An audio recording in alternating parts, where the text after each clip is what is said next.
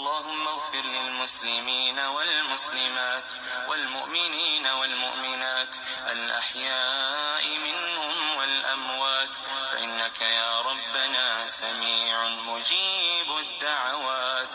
إلهنا وسيدنا وخالقنا يا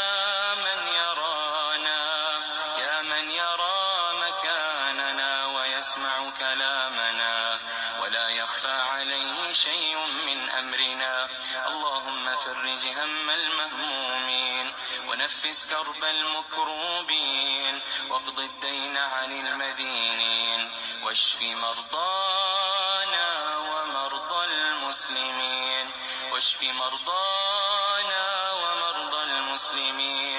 وارحم موتانا يا رب العالمين.